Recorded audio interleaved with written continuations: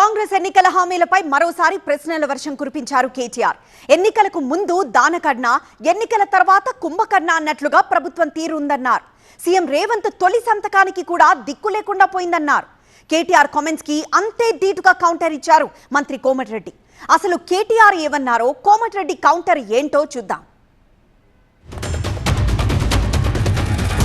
T20 world cup మొన్న India గెలిచింది అధ్యక్ష. కానీ 420 వరల్డ్ కప్ పెడితే మాత్రం వీళ్ళే గెలుస్తారు అధ్యక్ష. అది మాత్రం పక్క, అందులో అనుమానమే లేదు అధ్యక్ష. మీ మేనిఫెస్టో మీరే చదువుకోండి ఒకసారి.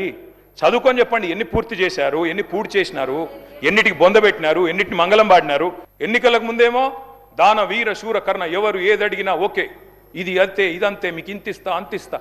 ఇప్పుడు ఎన్నికలు అయిపోయినాక మాత్రం ఓట్లు పడ్డాక అధ్యక్ష కుంభకర్ణ పత్తాలేడు అధ్యక్ష. ఎన్నికలకు ముందు దానకర్ణ, ఇప్పుడు మాత్రం కుంభకర్ణ అయిపోయింది అధ్యక్ష. భారతదేశ ఎన్నికల చరిత్రలో కాదు అధ్యక్ష, ప్రపంచ ఎలక్షన్ హిస్టరీలోనే ఇంత పెద్ద మోసం అధ్యక్ష. 420 హామీలు ఇచ్చి మోసం చేసిన మేనిఫెస్టో ఎక్కడా లేదు అనేది వాస్తవం అధ్యక్ష. తప్పకుండా మీరు ధన్యవాదాలు చెప్పాలి. మీరు ఇంకొక విషయం, మీకు ఏం చెప్పాలి ధన్యవాదాలు? దళితుని ముఖ్యమంత్రి చేసిన ధన్యవాదాలు చెప్పాలనా? 2 బెడ్రూమ్ ఇల్లు ఇచ్చిన ధన్యవాదాలు చెప్పాలనా? మేము ఒక్కటే చెప్తున్నాం, కేటీఆర్ గారికి మేము చేసిన కార్యక్రమాలు చెప్పండి.